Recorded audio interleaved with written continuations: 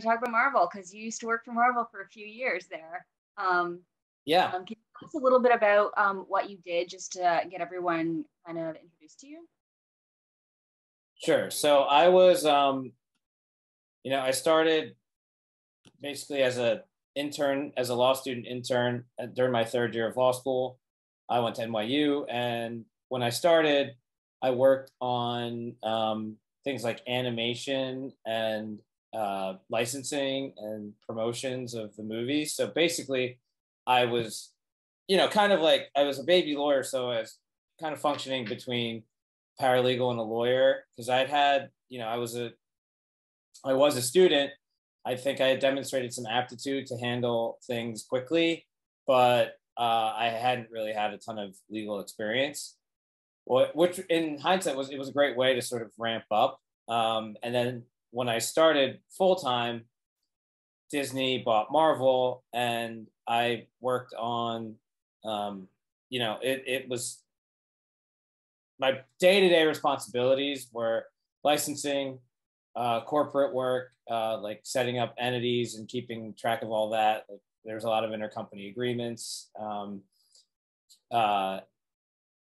Working on marketing agreements for our films. At that point, Marvel was only making one movie every year or two, as opposed to now they do 3 a year. So there was a significant ramp up. We also, had a lot of like someone had to keep track of sort of the restrictions around the characters and who could be used where and things like that. So I had to keep track of that too. Yeah, that actually touches on a lot I wanted to talk about today. So when you first started with Marvel as an intern, I will say, what was your perception of Marvel as a brand, as a company, as whatever you saw Marvel as? Like, why did you want to work with them, perhaps?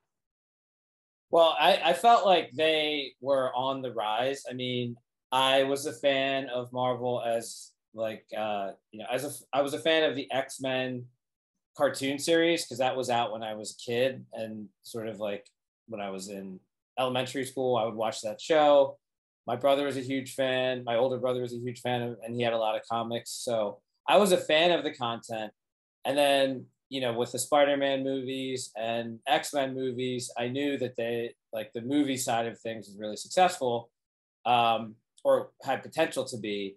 And then Iron Man came out when I was in my second year of law school. And so after a couple months of seeing Iron Man, I saw the internship posted for Marvel. So I decided, if they're going to get into movies, then this could be a really cool opportunity. Plus, going to NYU, in New York, there's not as many entertainment opportunities as you might think as compared to sort of UCLA or USC or being in LA. So it was one of those sort of right place, right time things. So I've heard that the Marvel internship you applied for had like hundreds and hundreds of applicants. Why do you think they chose you? I think probably because I had stellar academic credentials. I had a full scholarship to Duke for undergrad. I was at NYU. I was, near the top of my class, and I had just finished an internship with like a very prestigious law firm, a summer internship. So those are probably the factors. But interestingly, I wrote them a cover letter and sent my resume for the internship, and I never heard anything. I didn't hear anything for like a week. Nothing like thank you for applying, and so normally when that happens, you kind of just move on. But I decided to send a follow-up note, like email, a week later, and within 5 minutes of sending that email, I got a reply back, and they said, "Are you available for a call?" And so the two people that I had a call with essentially were like, "Oh, well, we weren't sure if you were serious about applying because that was their take. But if you are serious," they basically said, "We'll just stop our search and hire you." So it was really cool. And then I had to go in. What? Did they think you were too good or something? No, I don't think so. I just think, they,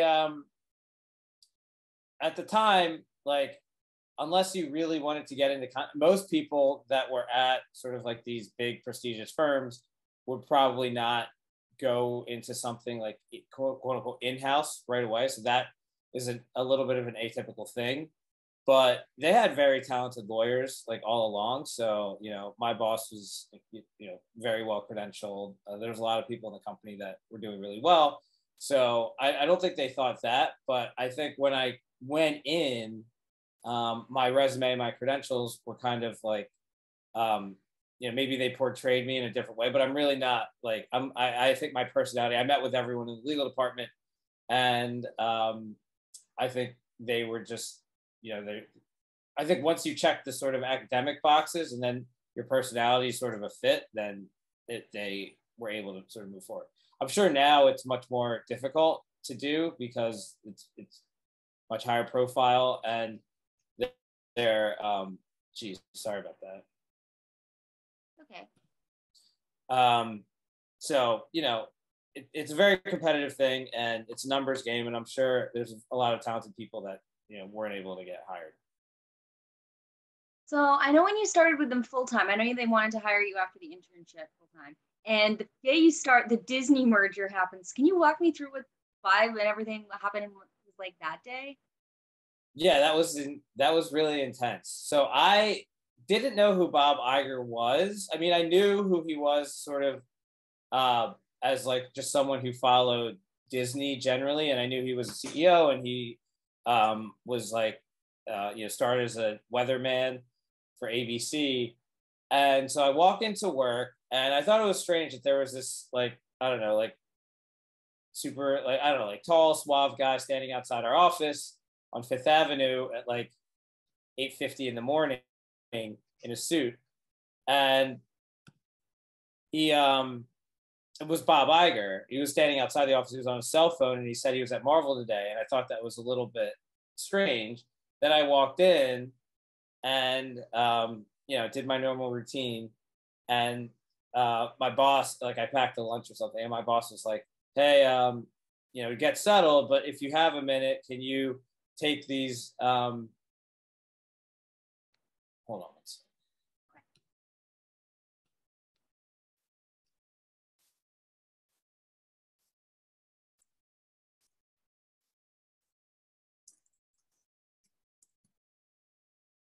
So, sorry about that.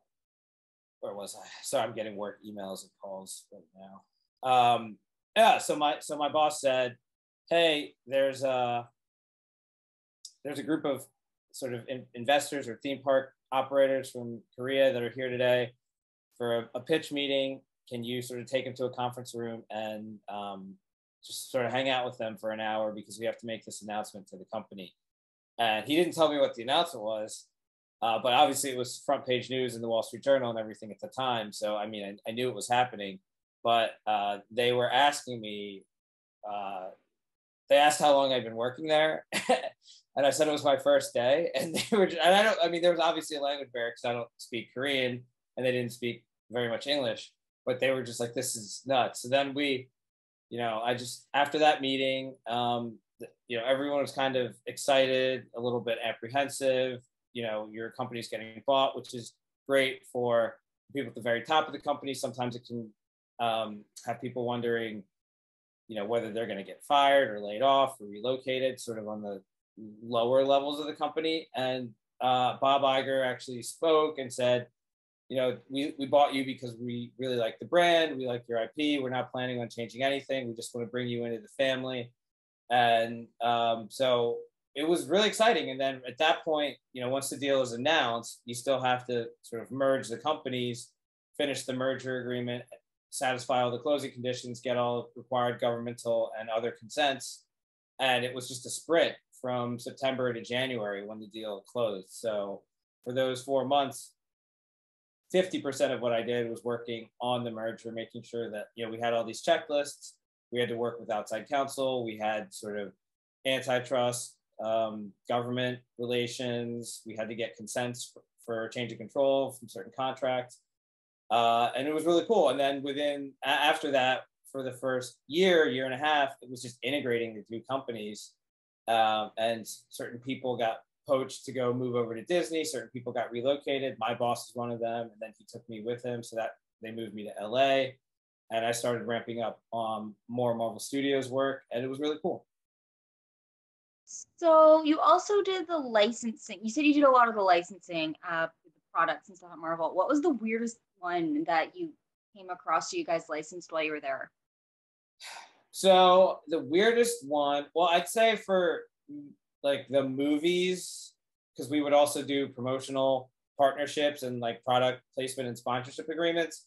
I think for Avengers 2 or Iron Man 3, I think it was probably Iron Man 3, we did like a milk sponsorship. So like there was like a Chinese milk brand that ended up being in the movie, which I thought was a little weird. And my wife is Filipino now, but at the time I didn't really know a lot about the Philippines, and we did a co-promotion with Jollibee, which is a very I mean, they have them in the U.S. too, but it's a very prominent Yeah, we just QSR. Canada. Yeah, we have them here, but I don't think we had them. Maybe we had them in Southern California, but I didn't know what it was. And they have this Chicken Joy as their product. It's like a bucket of chicken, and so I think it was Captain America: First Avenger with Jollibee. That was pretty cool. But the product stuff, it's kind of standard merchandise licensing: T-shirts, backpacks, whatever really that you see in your typical store, retail store, or online with Marvel or Disney merch. That's what I did. So in terms of like, I know you're doing like the behind the scenes, the licensing, the legal stuff. Did you ever get to go on the set or do anything similar with any of the Marvel projects while you were there? Yes, not sort of commonly. Like it's not like I was on set all the time.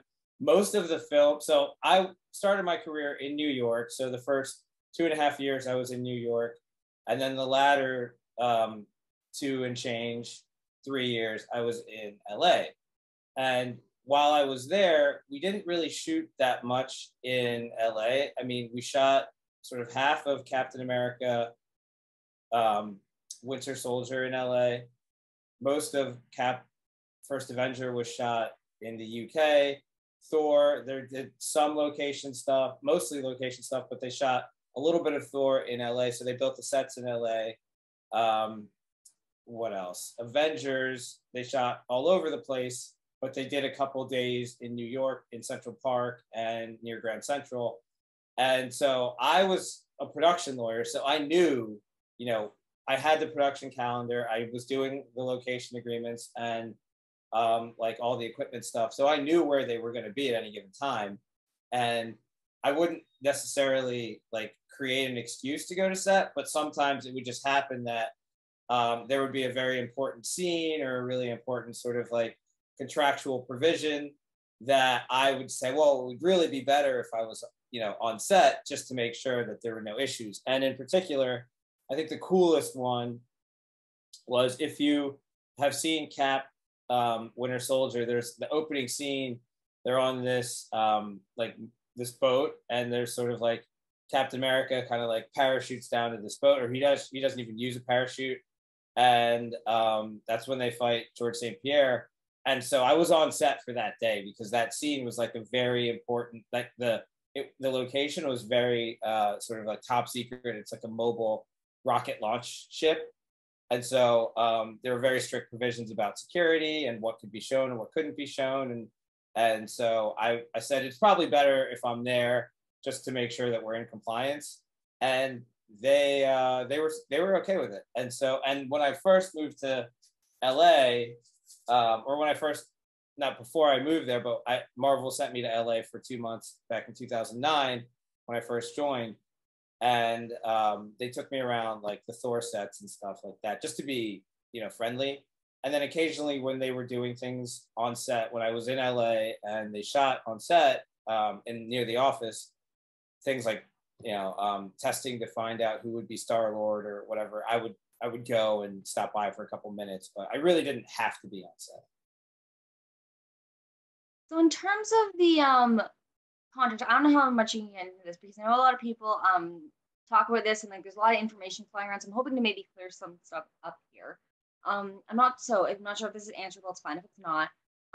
So I know it's different now, and I know you're not there now, but back when you were there, or were the 6 film contracts that the actors signed, was that the norm for them? an actor would sign that and they'd be?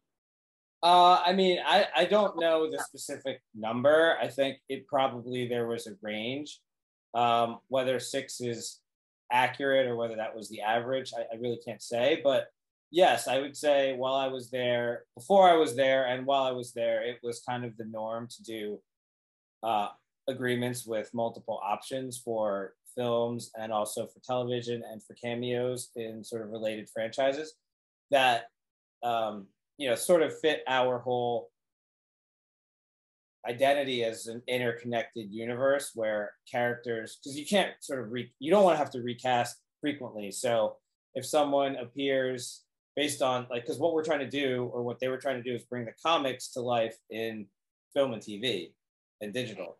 So in the comics, characters can appear in a lot of different story arcs and they're interconnected. So, you might be reading X-Men and see Avengers be in there, or, Guardians or whatever. So there's a lot of interconnectivity in the storylines in the comics. And then in order to replicate that on the big screen or the small screen, you need to have your actors appear in different forms of media. So that was why, and obviously the sequel business or building film franchises and having a lot of sequels is something that Hollywood has gravitated towards, because it helps you when you're not starting from scratch and reinventing your fan base every year or every film. So obviously you want to build in the ability to have the actors show up for a sequel. There's a raise or whatever, but you don't want to have a fresh negotiation every time, typically, because then the price can get high really quickly. Right. So I know you left Marvel during pre-production of Captain America: Civil War, so that was the beginning of what they call Phase 3. One thing about that movie that I know is interesting with the legal stuff is Spider-Man is in it. Were you involved in any way with the talks that I'm sure had to happen with Sony and stuff like that to get Spider-Man for that movie and for the future stuff as well? Because I know he's been in a lot with Marvel. Yeah, I mean, I wouldn't say I was involved in the talks. So the talks would happen at a very high level between I'm sure Kevin and Amy Pascal at Sony, and maybe they're sort of like their deputies. And then my boss was probably looped in on the talks. Once there was a deal, or like the sort of framework of a deal, then I got looped in to sort of help paper it and draft the agreement that would sort of amend things to enable the agreement that you're discussing and the sort of collaboration around Spider-Man. But I was there as sort of a scrivener, not really instrumental in it. So by the time you left Marvel, which was, you were there for like 5 or 6 years, right? You said. How did working for Marvel change your perception of the brand, of the content? I'm not sure how much you want to get into that, but that it's interesting to hear from people who've been on the inside. So I think, I was always a fan, and I'm still a fan. I think part of me realized more of the business side of it. As I knew that, they were successful and that they had been coming out of bankruptcy. So Marvel was in bankruptcy in late 90s, early 2000s. And it went from that to being bought by Disney for whatever, $4 billion 10 years later. And now they're the most successful sort of film franchise in the world. So I knew that they were really successful based on the strength of their brand and the fact that they make really compelling content that fans want to see. What I didn't realize was sort of how well run and frugal they were. And so that's something like, the person who bought Marvel out of bankruptcy is just a very good businessman because he's really focused on controlling costs. And, he ran the company with a very tight ship. And so I didn't know how that worked or have any insight to that before I started working there.